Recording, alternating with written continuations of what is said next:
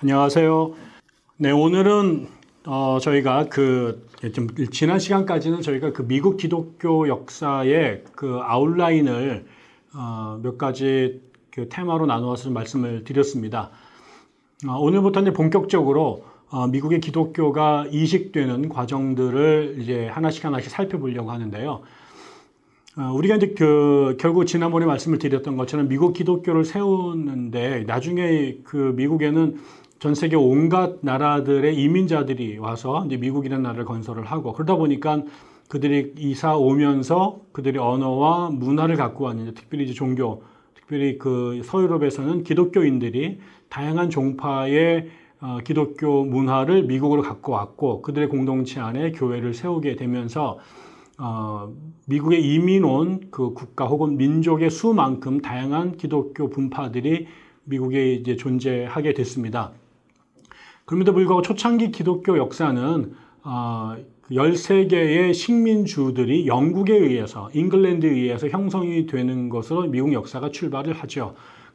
동부 이 대서양 연안에 길다랗게 맨 위에 메인주부터 뉴햄프셔, 그 다음에 또 밑으로 내려오면 로드 아일랜드, 그리고 또 밑으로 내려오면 커네티컷, 그리고 옆으로 가면 뉴욕, 그 밑에 뉴저지, 그리고 뉴저지 옆으로 펜실베니아, 그리고 그 밑으로 내려오면 버지니아가 있고요. 버지니아 오른쪽 해변가로 메릴랜드, 그 다음에 델라웨어, 이런 조그만 주들이 있고요. 그 다음에 버지니아 옆으로, 지금은 이제 버지니아가 또 웨스트 버지니아, 서버지니아 나눠져 있습니다만, 버지니아 밑으로 가면 노스캐롤라이나, 그 밑에 사우스캐롤라이나, 그리고 조지아, 그리고 밑으로 내려가면 이제 플로리다, 이렇게 있는데, 아직 플로리다는 나중에 한참 뒤에 이제 생겨나게 되고요. 여기 조지아까지, 맨 위에 있는 메인주부터 밑에 있는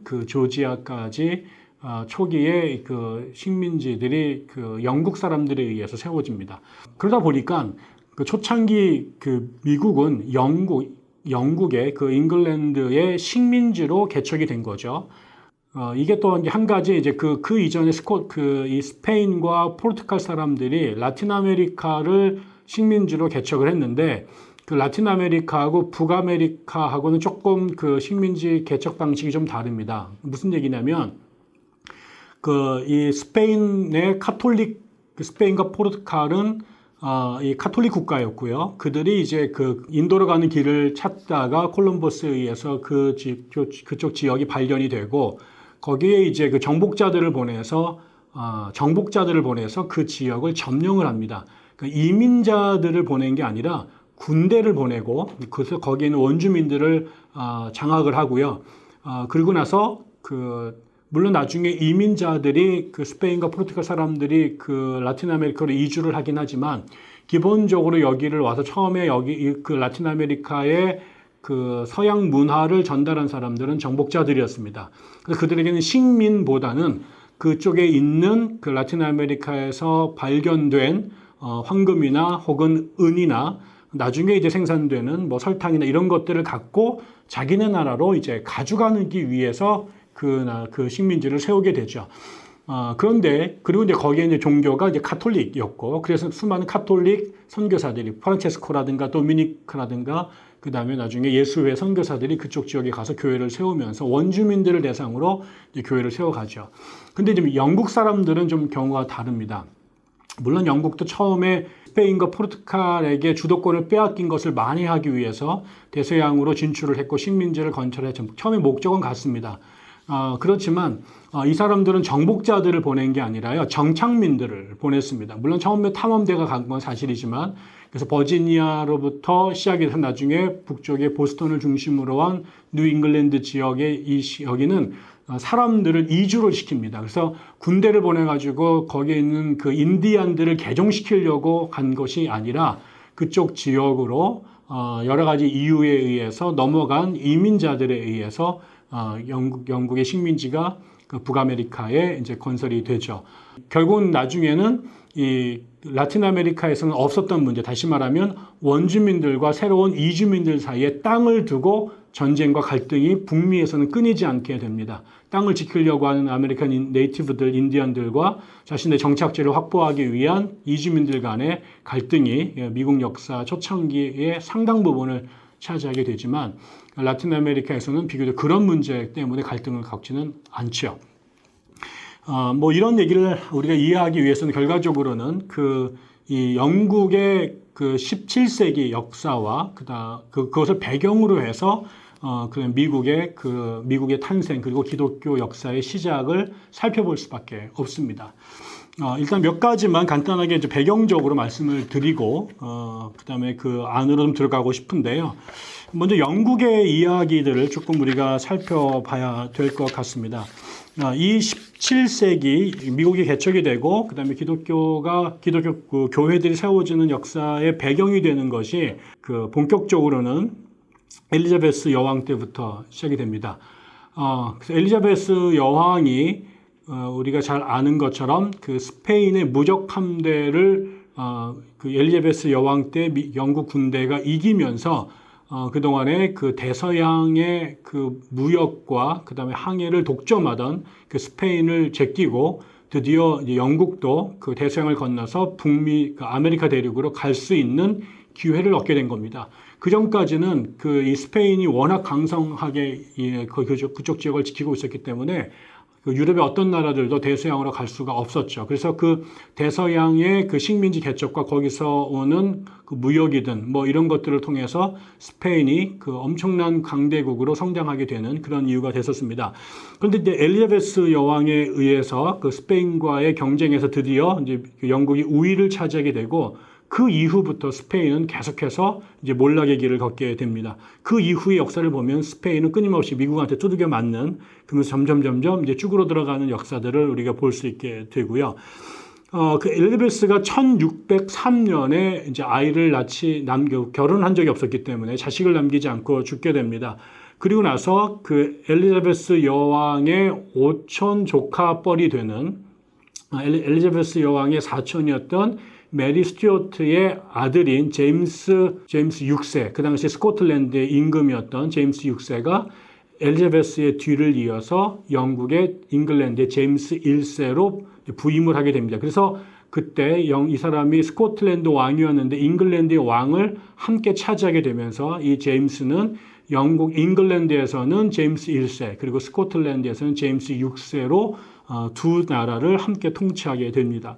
그 제임스 때, 제임스가 1603년부터 1625년까지 영국을 지배하게 됐는데, 그때 그 사람 때에, 그 탐험대가, 지금 버지니아 지역의 제임스타운이라고 하는 곳을 최초로 식민지를 건설하는데 성공을 합니다. 그게 1607년입니다. 제임스가 1603년에 임금이 됐는데, 그로부터 4년이 지난 1607년, 그들 원정대에 의해서 지금 버지니아 지역에 식민지를 건설하고 그 동네 마을 이름을 바로 이 제임스 1세의 이름을 따서 제임스타운이라고 이제 명명하게 됩니다. 그러면서 드디어 북미 지역에 그 영국인들의 식민지가 건설이 되면서 미국 역사가 시작이 된 겁니다. 그것을 기억해 주시면 좋겠고요. 그리고 나서 이제 그 제임스 1세가 죽고 난 다음에 그의 아들 찰스 1세가 임금이 되는데 그가 임금이 된 해때가 1625년입니다. 1625년. 그러니까 제임스가 1603년부터 1625년까지 임금을 하고 그가 죽자 그의 아들이 찰스 1세로 1625년에 등극을 하게 됩니다. 그런데 이 사람이 등극을 하고 난 다음에 무엇을 하냐면 자신의 그 성공회의 영국 성공회는 임금이 교회의 우두머리 역할을 하는데 실질적으로 실무를 담당하는 사람들은 그 당시에 캔터베리 대주교가 이제 그 일들을 하게 되죠. 그런데 그때 이제 그 캔터베리 대주교로 윌리엄 러드라고 하는 사람이 캔터베리 대주교로 이제 그 찰스 1세 파트너로 종교 문제를 담당하게 됩니다. 근데 그 당시에 이 사람이 그 1629년에 등극을 해서 1630년부터 뭘 요구하냐면 영국에는 그 당시에 이 엘리자베스 여왕 때부터 그 성공회로 이제 가게 되고, 그러니까 카톨릭과 구분해서 이제 본격적으로 이제 성공회 중심 체제를 확립을 했는데요. 그 성공회 안에서 여전히 남아있는 카톨릭의 잔재를 제거하자라고 이제 개혁을 요구했던 사람들을 우리가 청교도라고 불렀다고 말씀드렸습니다. 그리고 그 청교도 안에도 이제 여러 가지 그 다양한 형태의 입장들을 갖고 있는 사람들이 공존했는데, 그러다 보니까 영국 사회에 기본적으로 중앙의 성공회, 그 다음에 옛날부터 믿었던 천주교인들, 그리고 성공회 안에서 개혁을 추구하는 청교도들로 크게 세 부류가 나눠지게 된 것이죠.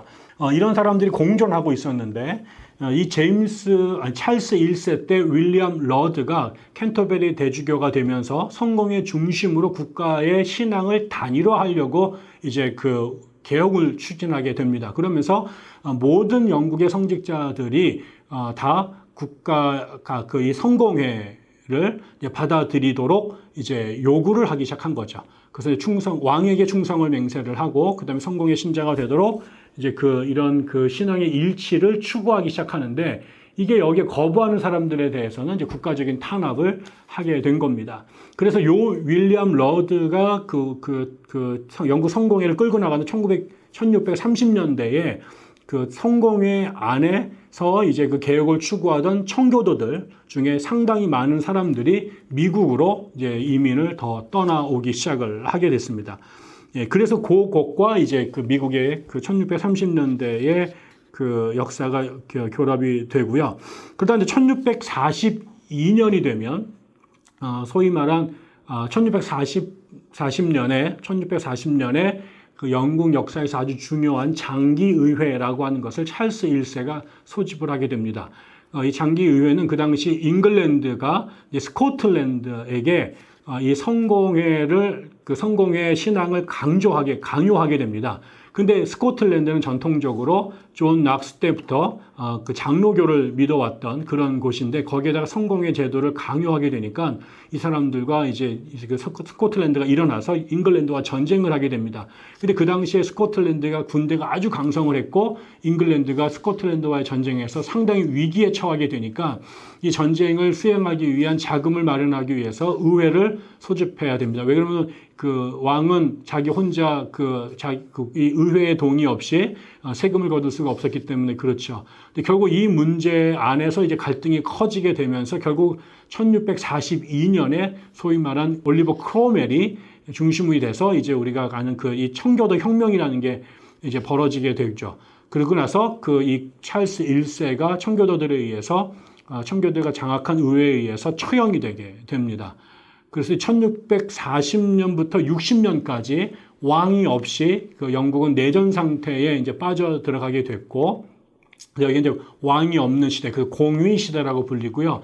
이게 1660년에 찰스 1세의 아들인 찰스 2세가 프랑스에서 망명 중에 이제 크로멜이 죽고, 영국 사람들이 이 크로멜이 했던 이 청교도 혁명, 그리고 청교도들이 영국을 다스렸던 그 시대가 오히려 더 빡빡하고 살기가 어렵다라고 생각이 들어서 다시 옛날로 돌아가자라고 주장을 하게 되고, 그래서 프랑스의 망명 중이었던 찰스 2세를 다시 영국의 왕으로 데려오게 됩니다. 그게 1660년입니다. 그래서 결국 다시 영국이 찰스 2세에 의해서 왕위가 복구가 되죠. 그리고 나서 찰스 2세가 1685년까지 이제 다스립니다. 이 사람은 이제 다시 영국을 성공의 중심으로 끌고 가려고 노력을 했고요. 그러다가 이제 영국 요 시기에 그 찰스 1세가 1685년에 죽고, 그의 동생인 제임스 2세가 1685년에 임금이 됩니다. 그런데 이 사람이 카톨릭으로 개종을 했고요. 그 다음에 카톨릭인 신부를 만나서 결혼을 하게 됩니다. 이렇게 되니까 그 영국 안에 있었던 청교도들이라든가 또 영국의 보통의 성공회 사람들 안에 우리가 그 종교개혁을 일으켜가지고 카톨릭으로부터 벗어났는데 다시 영국이 카톨릭 국가가 되는 건 아닌가라고 하는 것 때문에 심각한 위기가 고조가 되고, 그러면서 결국은 영국 의회에 의해서 제임스 2세가 쫓겨나고, 그의 딸이었던 그 당시에 이 네덜란드의 그 비렐름 결혼해 살고 있던 메리와 그다음 비렐름을 이제 그 다시 영국의 공동 왕으로 추대를 하면서 제임스 2세가 왕에서 쫓겨나게 됩니다. 그게 1688년에 일어난 소위 말한 명예혁명이라고 하는 것이고요. 그리고 나서 1689년에 종교관용법이 통과가 되면서 영국에서는 카톨릭과 그다음에 유대인을 제외한 모든 사람들에게 종교의 자유가 부여가 됐습니다. 이런 역사가 영국에서 쭉 이렇게 그 엘리자베스부터 윌리엄과 메리가 등극해서 1688년까지 거의 100년 동안 영국 사회가 심각한 왕실이 바뀌면서 성공회, 그다음에 카톨릭, 그다음에 청교도 간의 갈등이 계속 있었습니다. 이런 혼란기를 틈타서 영국에 있었던 사람들이 미국으로 이제 건너오기 시작을 하게 된 거죠. 그러면서 아까 말씀드린 것처럼 처음에 1607년에 영국 사람들이 지금 버지니아에 해당되는 그곳에 제임스타운을 건설을 하게 되고 그쪽 지역이 나중에 버지니아가 됩니다. 그리고 1620년이 되면 두 번째 중요한 그 이민의 물결이 있었는데 이 사람들은 청교도들 중에서도 청교도는 다시 영국 안에서 두 종류로 바뀝니다. 하나는 분리파 청교도가 있고요. 하나는 비분리파 청교도가 있습니다. 그 얘기는 분리파 청교도는 영국 성공회가 더 이상 그 종교개혁의 정신을 유지하고 있지 못하다. 성공회를 통해서는 영국 땅이 하나님의 나라를 세울 수 없다라고 판단했던 사람들이 성공회로부터 분리해서 미국으로 처음에는 이제 그 네덜란드로 갔다가 네덜란드에서 몇 년 살다가 다시 돌아와서 미국으로 이주를 했습니다. 그때 이 사람들이 그 미국으로 떠날 때 메이플라워라고 하는 그 배를 탔죠. 그리고 그 사람들이 그 배가 떠났던 그 항구 이름이 플리머스였습니다. 이 사람들이 그 플리머스에서 메이플라워를 타고 대서양을 건너서 미국에 도착한 곳이 원래는 이제 제임스타운으로 가려고 했습니다. 제임스타운이 먼저 건설이 됐기 때문에 그 제임스타운으로 그 목적지를 두고 항해를 떠났는데 그때 폭풍우가 몰아와가지고요 배가 계속 위로 이렇게 쓸려 올라간 겁니다. 그런데 겨우 이제 그 북쪽에다가 이제 그 닻을 내리고 정박을 했는데 그쪽 지역이 이제 어딘지 모르죠. 처음 갔으니까. 그래서 흥미롭게도 플리머스에서 배를 타고 떠났는데 자기네가 도착한 그 땅 이름을 플리머스라고 집니다. 그래서 전 세계 최초로 플리머스에서 떠나서 플리머스로 도착한 전무후무한 기록을 갖게 되죠. 그래서 거기에 1620년에 도착한 사람들이 104명 정도가 됐는데 이 사람들이 소위 말하는 그 비분리파 청교도들이었고요.